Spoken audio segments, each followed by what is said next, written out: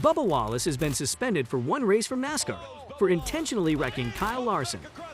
What were 5 distinct areas in the Wallace incident that were considered violations of NASCAR rules?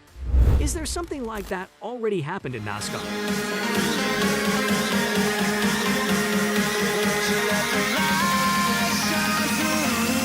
Hello Nascarians, and welcome back to NASCAR Zone.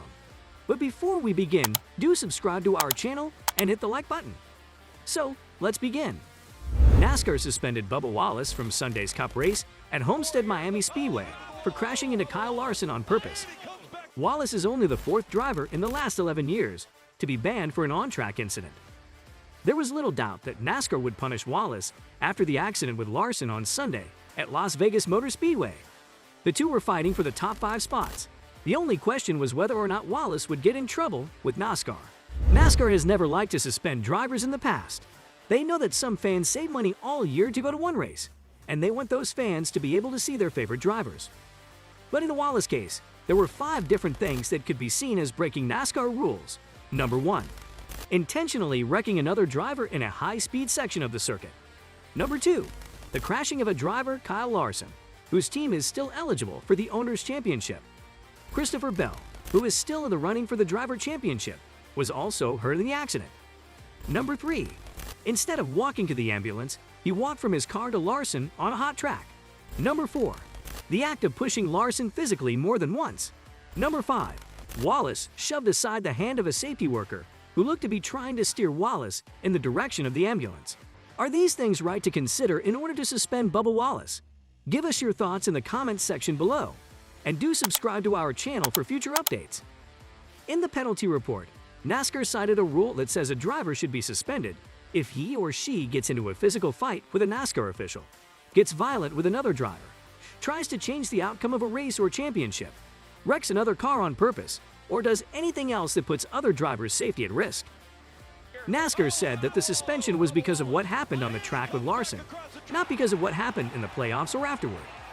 NASCAR Chief Operating Officer Steve O'Donnell said on Sirius XM Radio, "Our actions are really specific to what took place on the racetrack. And when we look at, how that incident occurred, in our mind, really a dangerous act. We thought that was intentional and put other competitors at risk. And, as we look at the sport and where we are today and where we want to draw that line going forward, we thought that definitely crossed the line, and that's what we focused on in terms of making this call." Wallace said he was sorry for what he did on Monday. He may have chosen his words carefully, so he didn't admit to trying to hurt Larson on purpose. In his statement, he said, "He competes with a lot of passion, and sometimes with passion comes frustration. He should have done a better job of representing our partners and core team values by not letting my anger follow me out of the car. We learn as we go through life, and he plans to learn from this." Monday, the team said that it agreed with NASCAR's punishment and that John Hunter Nemechek would be the driver at Homestead. 2311 agrees with NASCAR's decision to suspend Bubba for one race, and we understand that the series needs to take a clear stance on what happened at Las Vegas Motor Speedway. The way Bubba acts goes against what our team and partners stand for. They talked to Bubba and told her that they didn't like the way he handled the situation. Bubba has made a lot of progress this season, and this is a chance for him to learn and grow as a NASCAR competitor. But do you know there have been similar driver suspensions taking place just like Wallace's? In 2019, Johnny Sauter was kicked out of a Truck Series race for wrecking Austin Hill while the yellow flag was out. Sauter turned around Hill and then hit him in the door on the driver's side. And this is live, so Sauter has just now wrecked Austin Hill. Sauter was trying to crash another car on purpose, but this case was different in several ways. Sauter made his move when the yellow light was on, which is when drivers are supposed to slow down and accidents aren't expected. He hit Hill in the driver's side door, but not as hard, and he didn't send him into the wall. Matt Kenseth was banned from 2 races in 2015 because he wrecked Joey Logano at Martinsville. After Kenseth got in an accident and lost several laps, he let Logano pass him and then drove Logano into the wall. Kenseth was no longer in the running for the Cup title, but Logano was. Wallace wasn't several laps behind, and Larson wasn't in the lead. Instead, they were fighting for 5th place. In 2011, Kyle Busch was banned from the Xfinity and Cup races in Texas because he wrecked Ron Hornaday during the first event of the weekend, the truck race. Hornaday's car went into the wall after Busch hit it twice.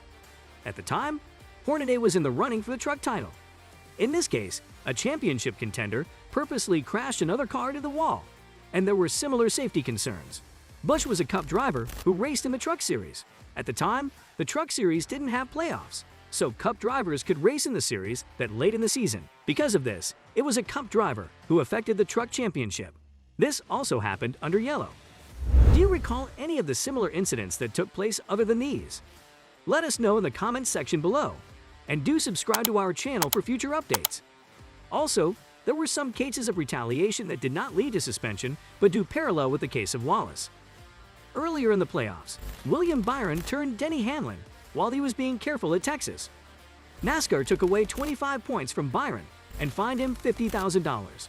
When he appealed, the points penalty was overturned, but the fine went up to $100,000.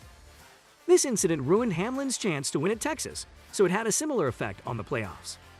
There are a lot of differences. Byron's hit didn't look like it was done on purpose, and it happened when the light was yellow, and didn't do much damage to Hamlin's car. In 2022, Noah Gragson wrecked Sage Karam during the Xfinity Series race at Road America. This caused several other cars to crash into each other. Gragson lost 30 points and had to pay a $35,000 fine. This was also a case of crashing another car on purpose, and other cars were involved. Even though Gragson was going fast, the accident didn't happen on an oval, where a car would crash hard into the wall. It also didn't have any big effects on the playoffs. In 2012, Jeff Gordon wrecked Clint Bowyer at Phoenix in the second-to-last race of the season. Gordon was behind by 1 lap. There was a big fight between the two teams. Gordon lost 25 points and had to pay a $100,000 fine. In this case, a driver purposely crashed into another car while the light was green, and the driver was mathematically in the running for the title. Bowyer and Matt Kenseth both had their day's end because of what happened with Gordon. This one was different because it didn't go as fast and was on a shorter 1-mile track. In 2010, Carl Edwards crashed into Brad Keselowski in Atlanta, which sent Keselowski's car flying through the air. Edwards was put out of the race for the rest of the way and given a warning.